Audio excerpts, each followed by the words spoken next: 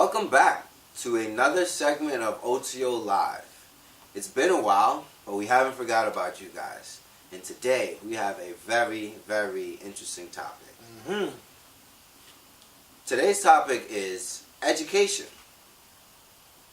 Urban versus suburban. City versus country. More or less. So today we're going to be going through that idea of urban schools versus schools that are not in the cities, and talking about what do we feel are the major differences, and if we think they're fair, and even addressing what might be possible to make it more equal. Also be throwing in a little conversation about boarding school versus public school, because this is also a relative topic when it comes to education. With that being said, I would like to start off with some facts that I found online while researching for today's topic. 1. A perception exists that urban students achieve less in school, attain less education, and encounter less success in the labor market later on in life. Another fact. Urban educators report that growing challenges for educating urban youth who increasingly present problems such as poverty, limited English proficiency, family instability, and poor health. Urban educators report that in urban schools, students deal with decaying, violent environments, poor resources, poor curriculum, and limited opportunities. Due to immigration, the concentration of minorities in rural districts has also increased significantly. So, that being said, it's known that students who are in urban schools normally have single-parent families. It's harder to get to school sometimes, or they switch schools very frequently. They have difficulty hiring school teachers at these schools. The curriculum, again, is not valid or equivalent to that of a suburban school. Students often are not in school, very absent. Weapons are existent. Student pregnancy. And sometimes this affects school completion. With that being said, I would like to open up the floor to directly talk about what I just read. Some of us here went to public school, some of us went to private school. How do you feel your experience in a public school was, Tyrell? And we're speaking about high school mainly, so. So my experience as a student in public school, it was pretty cool. I feel as if it was a more liberal environment. I was around diverse people in the sense not as far as racial backgrounds, but in a sense as the type of people that were there. So we can all be of one ethnicity, but we can come from different family structures. We can come from different places, like different locations and everything. But my experience in public school, I believe that it was very pro-student. A lot of there was a lack of resources. We did not have the best books. We didn't have the newest technology. But I think the deficiencies is what created the love amongst everybody within the school. And I believe that it starts with the staff first in any school. And as this progress, I'll speak on that because I currently work in a public school. But the staff there made the environment one that was welcoming and challenged every student to be the best version of themselves, despite what we had or didn't have. Okay, thank you. Sudus, what about you? Did you go to a public school, private school, in the city, Catholic school, in the city, out of the city? Yeah, I went to private school. I've actually been in private school all my life. Even went to a private college. For elementary school, I went to a private Catholic school, and then high school was also private Catholic and an all-girls school. So you never actually been to a public school? I've never been to public school in my life. Okay, no problem. Hold on to that experience. We will come back to.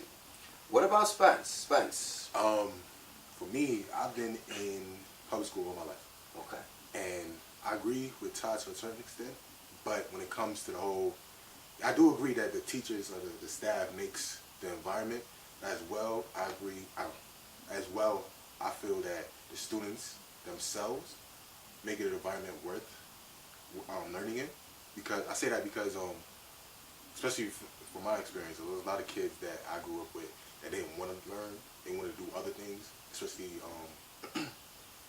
in the urban community, like sell drugs and, you know, get involved with different distractions outside of school. So that's all I really got to say. Okay. Anika, what about you? What was your high school experience? Public, private, city, suburban, rural?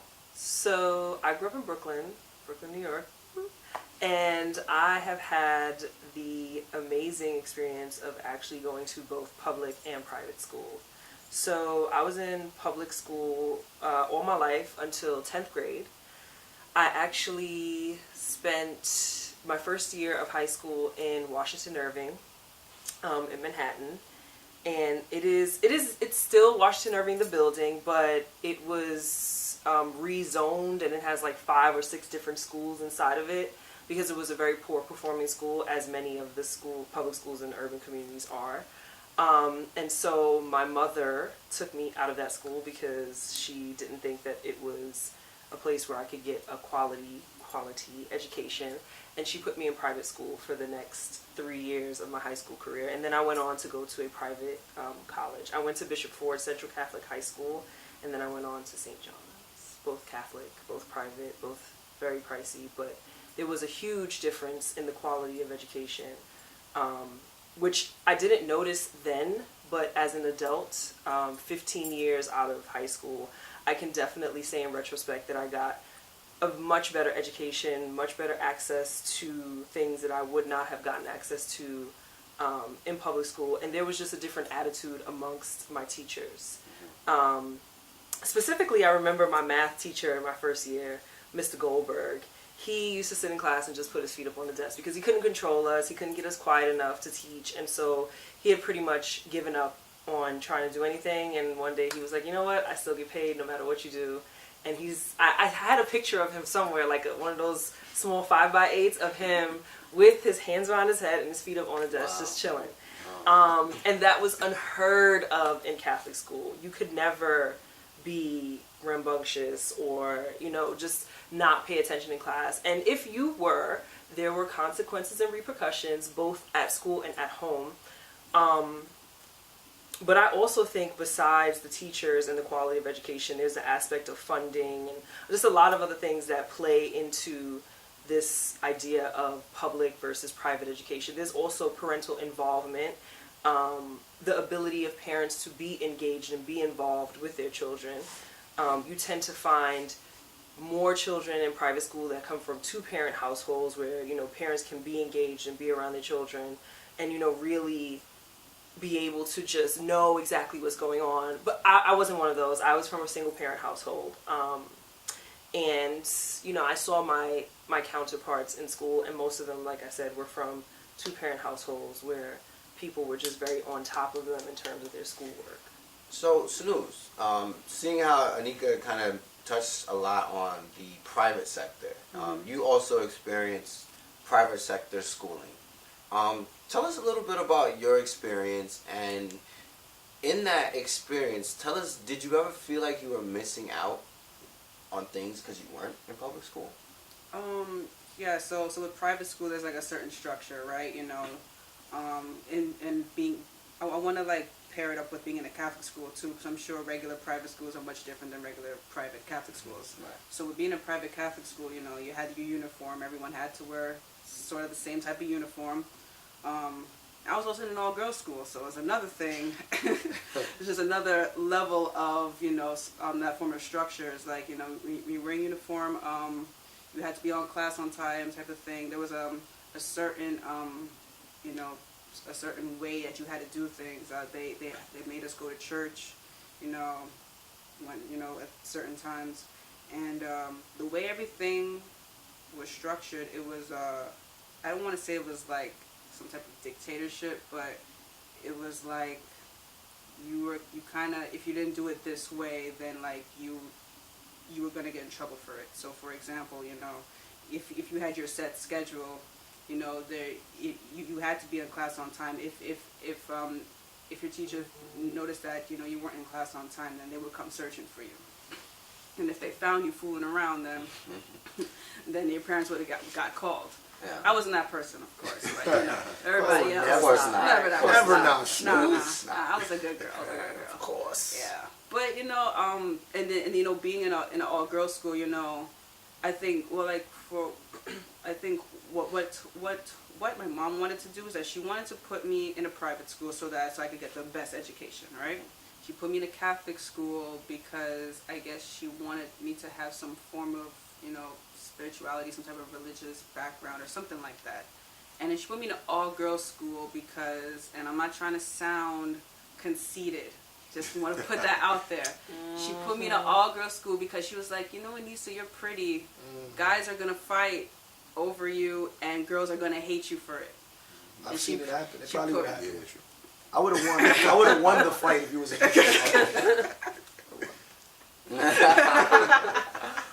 Yeah, so like she thought I'd be safe in an all-girl Catholic school, which is true, I guess. You know, I didn't get any fights, but I don't think it was because of, you know, the kind of school it was. It was just the kind of person that I am. You know, I'm not a person who gets into fights and things like that. I don't like confrontation. I don't get into, you know, I'm cool with everybody type of thing. But the way that private schools are set up, you know, it's much more structural than public school. And then I think that if there are moments where I thought that, you know, sometimes I had kind of wish I was in public school, only because I think I have a little more freedom, you know, and I get to interact with the opposite sex. You know, I didn't have male friends until, like, well, after high school, yeah, I didn't have male friends until like my first year of college, when like I saw men again. That's a man. Oh my That's God, what they look like. exist. Yeah. Wow. Yeah, it was something serious. So one of the main things that I'm hearing is from private to public is freedom and discipline. With the private, we have more discipline, less freedom, and with public, you have freedom. So Tyrell, Spence, you guys went to public school. You had the freedom. You had the freedom to attend class, not to attend class, to see girls, to, you know, kind of just have sports, you know, and all these different aspects. How do you feel like that freedom impacted your life? First of all, freedom is a dangerous thing, because having that freedom, especially in public school, especially for me, having that freedom allowed me to, like, oh, I don't want to go to class, I don't want to do this. You had homework, I'll just copy it off somebody, this, that, and the third. And I didn't really get myself together until high school, because by that time I really got put in my place. I got told, oh, you need to be at this level and you're at this level. Basically, they were just telling me that I wasn't at the level required to be in like college to actually make something of myself. So at that point, I was like, yo, I gotta get myself together. But I seen a lot of other people who had that freedom. It was like, you know what, I can come back from this. It's not gonna be, you know, I had a lot of time. In reality, they didn't, but they said they had a lot of time, and they slacked off. They skipped class. It was a lot, and for me, it's a good thing that I was able to see where I was leading. You saw the light. I saw the light. And I sort of stopped myself like, yo, I need to focus, I need to do this, I need to do that. I didn't really have, especially in public school, I didn't have anybody be like, oh, I mean, there was people there that told me, oh, you need this, this, and that, but it wasn't really enforced. Right. It was just like, it's more like a suggestion. Oh, you can do this to do this, but it wasn't like you need to do this.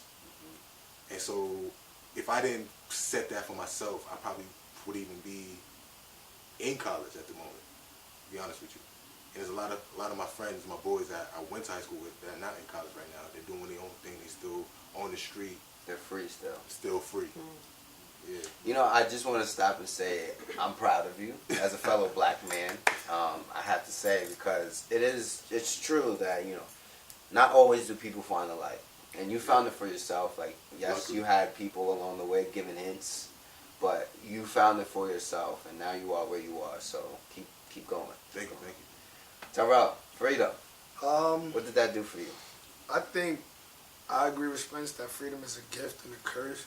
Before I go forward, I don't want us to confuse public school as like public school itself creates the freedom. The word public means, you know, like it's open to the masses. And public school itself originated where community, like if you lived in a specific neighborhood, this was the school that you went to. Like if I live in District 13, which we still do, every borough or neighborhood, city, no matter where you're from, is broken up to different districts. And you're automatically, when you're young, you're suggested, hey, this is the district, these are the schools in your district. You can attend either school. So a lot of times what ends up happening is you, junior high school, elementary, you attend school, you make friends, and then when you get to high school, you already know so many people that, one, live in the same district, in other words, your neighborhood, community, whatever. So you already have a clique of friends, and then you migrate to the same high school together. So that freedom that you had when you were younger, it's the same freedom you get when you're in high school. The difference is you know people and you're familiar and you're comfortable. For me, I feel like the freedom, I believe freedom, it was a freedom to learn about yourself, learn more about what you want to do, your experience. Like I was able to experience trials and error. I was able to learn from my mistakes. I was able to make mistakes. I feel like they tried to implement discipline in certain aspects, but in public school you gotta think about it. Now working in a public school and understanding how the system works, these teachers only make a certain amount of money. Money plays a large factor in the difference between these schoolings. So that's a huge reason in the lack of care that a lot of staff members didn't show in my public school. It's not they didn't care about our particular interest. It was more so, one, I'm not even happy with my pay or my position. So why am I going out of my way when I have lack of resources to properly teach these students to be competitive in prospective fields in their career when they get to college and stuff, when we're already at a default? You know, there was no motivation for the teachers. So with that freedom, it's like you're either going to want to be a person that, you know, gets the job done, like Snooze said. Like it starts with you. Once you understand what hand you're dealing with, it's on you as an individual to how you apply that freedom. Yes, I made mistakes. I cut class, anything. I feel like it happens no matter where you at. You know, the curiosity, you know, but that freedom just taught me the culture. I felt like I was well grounded and cultured in a sense of understanding my community, what I represent in my community, and what I want to change in my community moving forward. So that's what that freedom did for me. That was a really dope feedback. I do like especially how in the beginning you made us understand that, you know, public school was created for people who need an education in different communities, where it's an option. It's for everybody. Private school is more of a, if you can afford it, here's another option. You know, because what happens very often is certain people just don't go to private school because they can't afford it. And that's a realistic thing, because mainly in urban cities like New York City, in marginalized communities, private school is not even an option. It's not a thought. You know, coming back to the fact that a lot of people who do go to public school come from single-family homes where there's only one income. And when you have one income, thinking to invest in your child's education per se to send them to private school is not always at the top of the priority list. My experience was I went to both, as well as Anika, where I went to private, I went to public. I spent most of my education in a private school where, as was mentioned, there was a lot of discipline, there was a lot more hands-on teaching, learning, experiences. And then when I went to public school for the last 2 years of my high school experience, was there more freedom? Yes. But at the same time, I had to pick up my energies to graduate. Almost like what Spence was mentioning, where when I went to boarding school, I actually went away to Pennsylvania. And funny enough, the laws in Pennsylvania, the school education codes, whatever, they don't have to take standardized tests like we do in New York, like the regents. Yeah.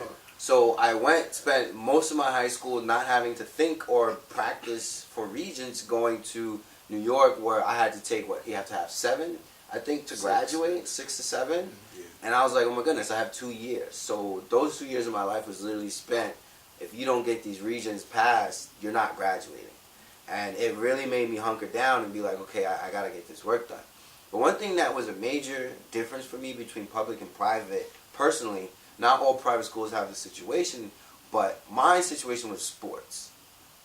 I didn't have access at my private school to sports. They had intramurals, which just means we play against each other in the school, but that's not the level of competition that I, as a young, aspiring athlete, wanted or needed to get to the next level. Where I wish, to this day, that I was able to run track from junior high school all the way up into my senior year. It wasn't actually until I left boarding school and went to a public school that I was able to actually run track for the first time and realize that if I would have been doing this my whole life, who knows where I'll be right now. And it was something that I felt set me back, and it was something that I felt that, in a way I didn't appreciate as far as my parents' sacrifice went.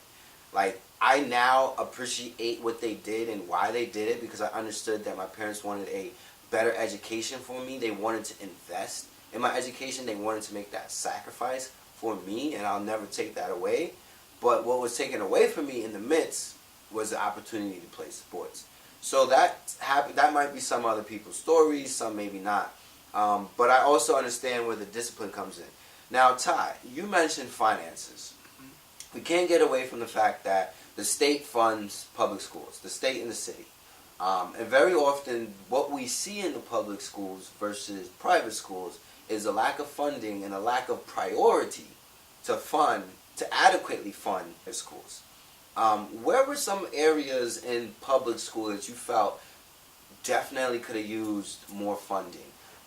Because I heard you also mention the teachers' salaries in this equation. I think it starts with the books. You can't probably educate if you don't have the tools to educate.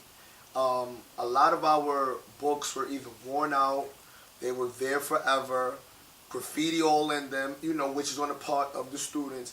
But it's hard. Like, if I see a shiny, brand new book decorated, I'm more likely to pick that up or want to even look at the back of the book than it's something that looks like it's been used by my grandmother, the great-grand, and my great-granddad.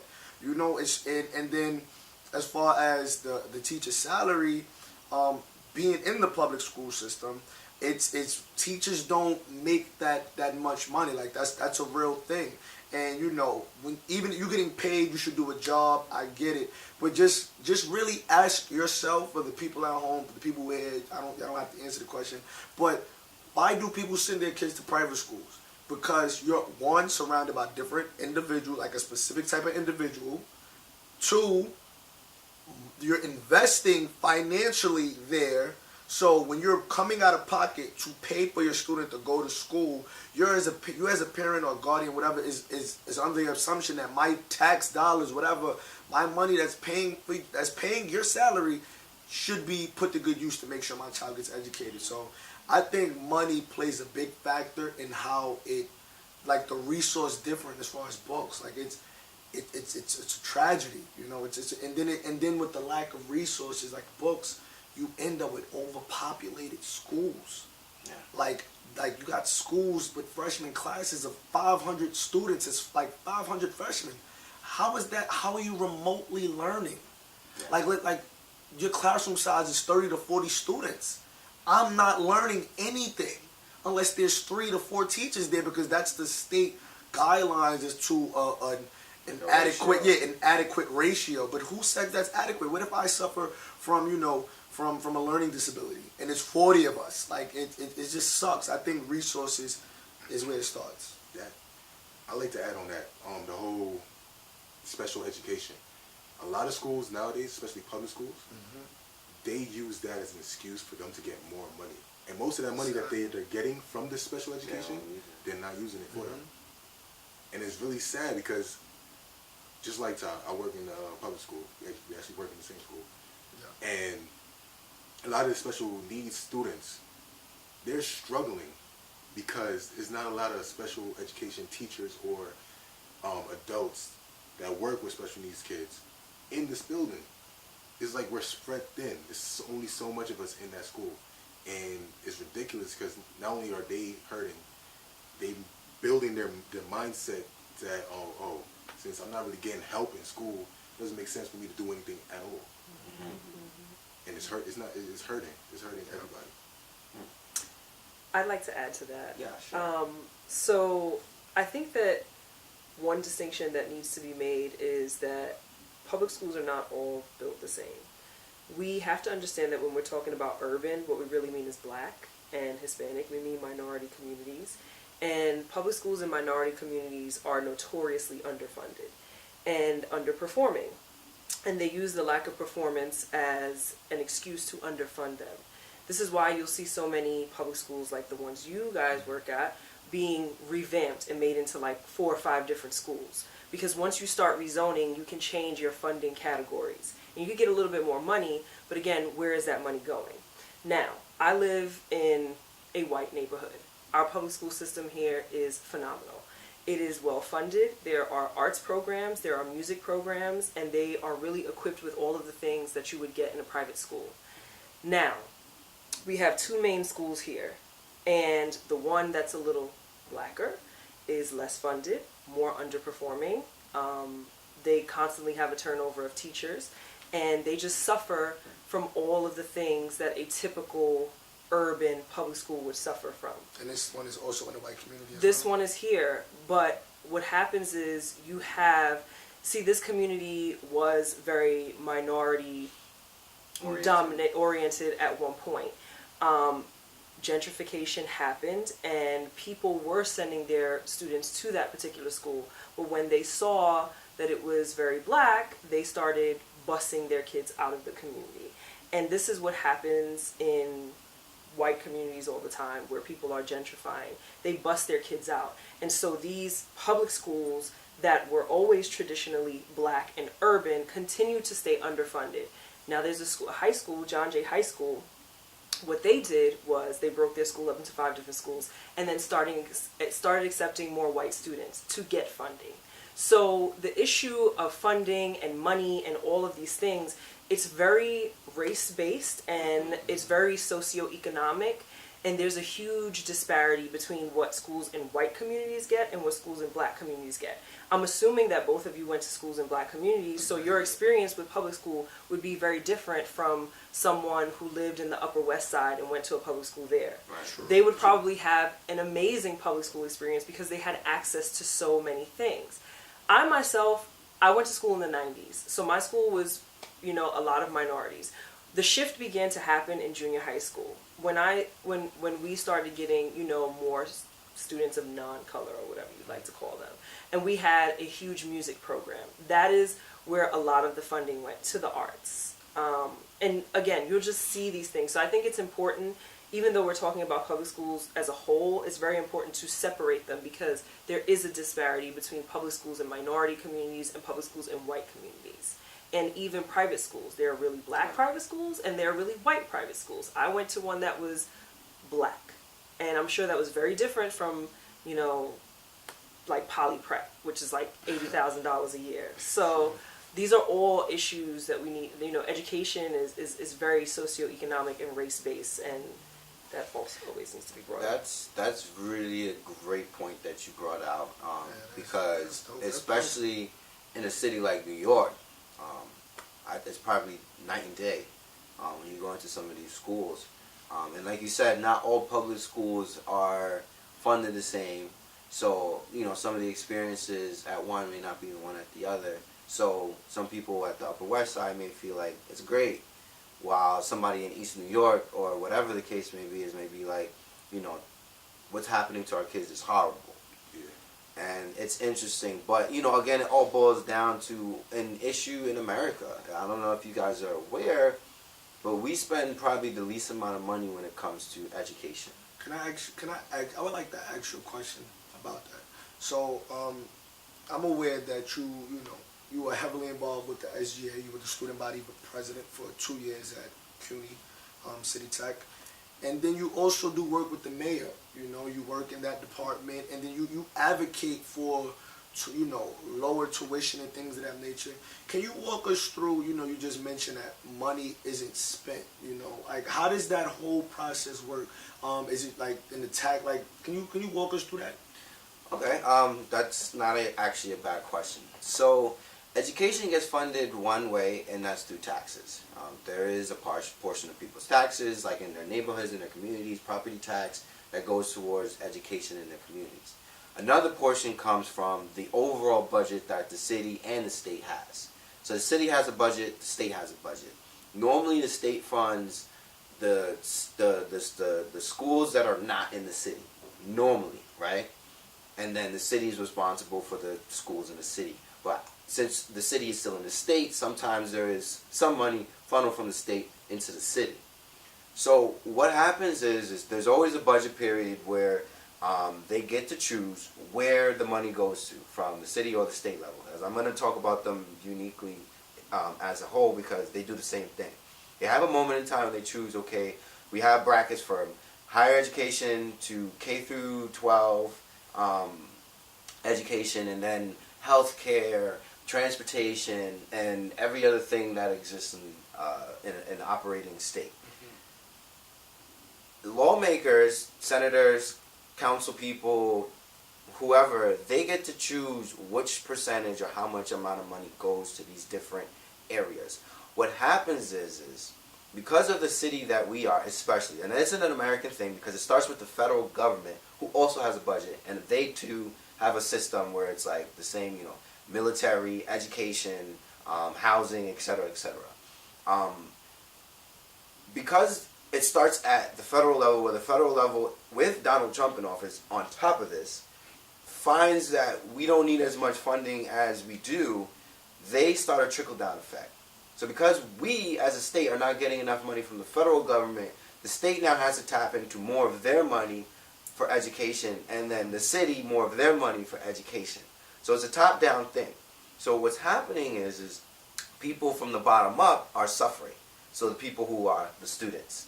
Because what's happening is, because again, we're in New York City, there's so many other important things going on, from keeping us the latest digital technology in the city, keeping our roads open, the bridges funded, and not new books in the public school, because they feel that what we have is enough.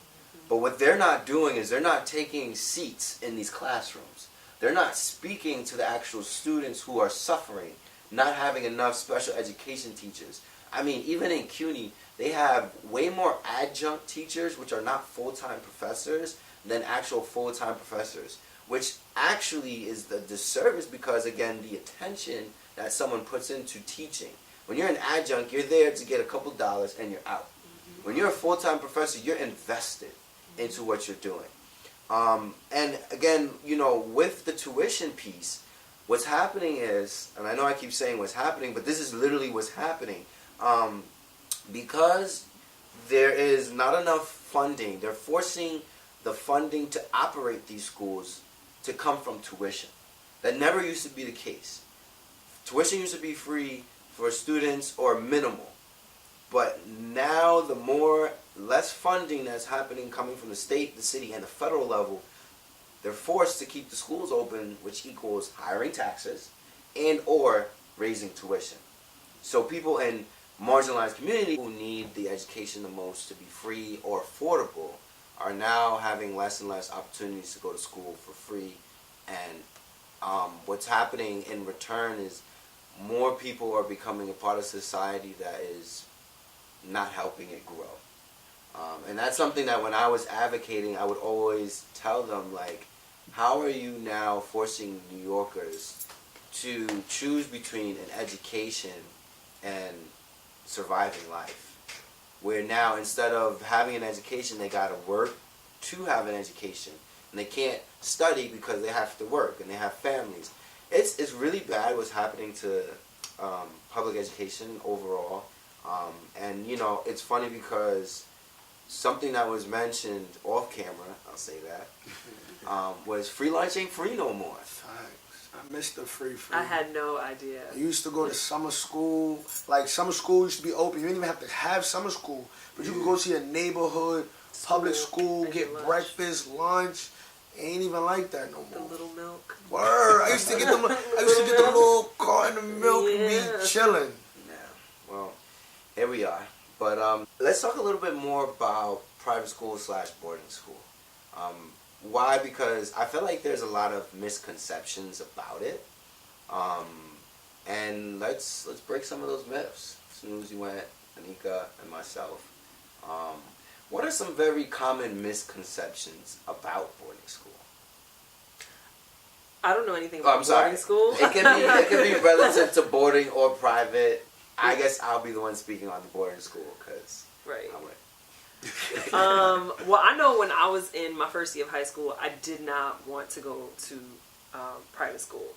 I tried everything to convince my mom that I did not need to go to private school, that this public school was perfectly fine, and she was like, nope. And I was like, ugh. And even when I went to the interview, I tried so hard to like bomb the interview because I had to be interviewed to go, and they took me anyway. And I was so disappointed. But one of the misconceptions that I remember having back then was this idea that I would just have no freedom whatsoever. Like, not even the freedom to express myself through clothes. Like, I had to wear a uniform and just look like everybody else. But surprisingly enough, I actually ended up liking wearing a uniform because it was just so simple. Like, I always knew what I was going to wear. I never had to, like, be mad fly. Of course, it was, like, the era of Coach belts and diesel shoes and, you know, all those things. So those accessories played a factor. But your entire outfit, it just had to be, like, we wore white or baby blue shirts, and we had black, navy blue, or khaki pants. It was very simple. But I went to a co-ed school, unlike Snooze. I did see boys, but yeah, there were boys. But that was another thing that I was like, oh my god, I'm never gonna see boys, and it was a lie. There were many, many boys. Yeah, and it was cool. And I had sports in my school too, lots of sports. We had track, basketball, everything. So it was really like everything that I had in public school, except the education was just so much better, and the teachers were a lot stricter, so I couldn't be like that class clown that I was. I mean, I still was, but it was like, you know, I had to keep my grades, you know, on point, but not A's. What about you, Snooze? Yeah, like going back on the whole like uniform thing, you know, so since I went to an all-girls school, you know, supposedly women were supposed to just wear the skirts or the pants, and I went to Captain Macaulay. Yeah. And the uniform was like, it's either a pink shirt or a yellow shirt, and it always had maroon pants. It was like the ugliest uniform I've ever seen in my life. Yeah, that didn't even sound like color coordinated. Son.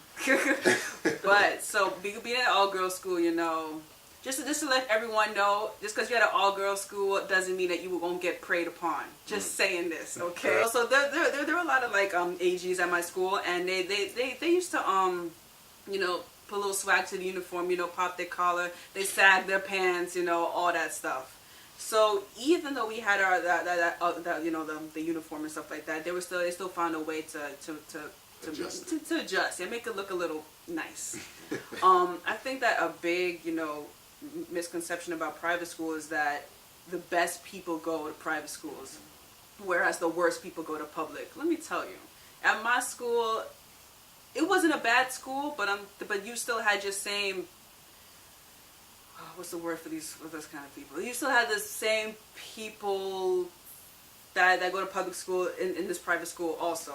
And when I mean like they got into fights, they argued, they got into teachers' faces, they were rude, they were disrespectful. I don't think private school dictate on what kind of person you're going to come out to be.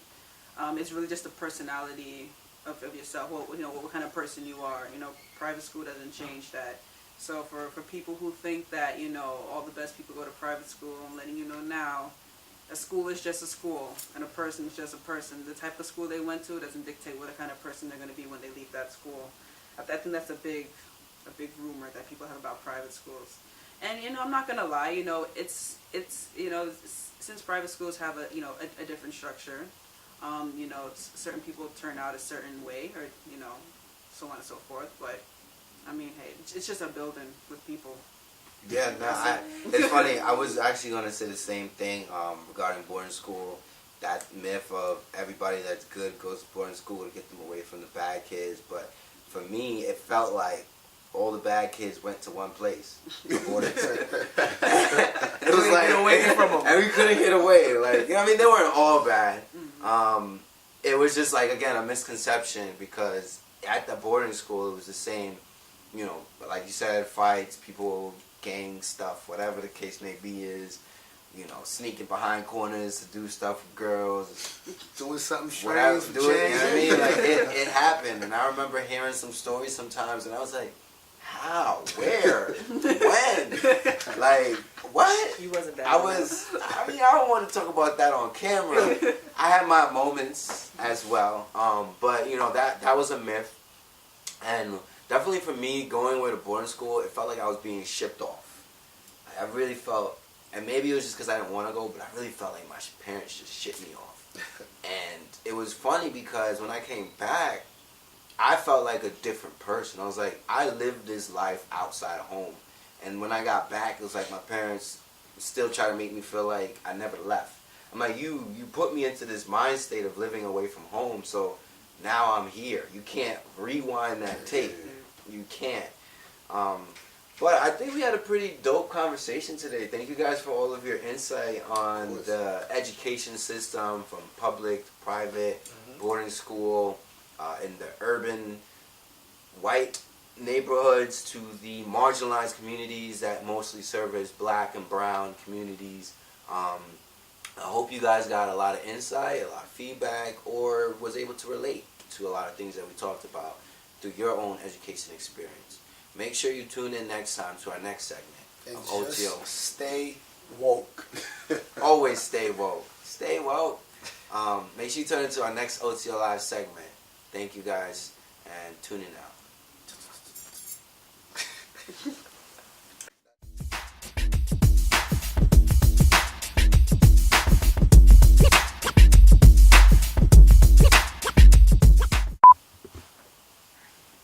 Get in there. Oh, we look like one. I can't even see me. Right, I, I feel see like you, but the cord is you right should there. The cord is there, change yeah. spaces, because you're not as, you should come here. It's a cord. I really can't see. Like, Well, The it's cord. just the cord is there. Yeah, but- that's why. but- From my but this- angle, it's a cord. so you're saying I can see him, but he But looks. If y'all see me, it's that's literally fine. like That's this. the cord right there. It's literally like It this. goes in like a week, bro. Yeah, Why are we switching? because the it whole was thing. suggested. I feel like it looks a little more symmetrical because there's two tall people on the At the ends. ends. Yes. I guess. All right. Are you saying we're short? Here we are. I mean, Here we are. Here we are. Children. All right. Are we recording? Yes, we are. Of course, that makes sense. I do. All right, guys. Let me start over. Girls pray too. Girls pray too. Okay. Lies. 3 times a day. Breakfast, lunch, and dinner. Sometimes dessert.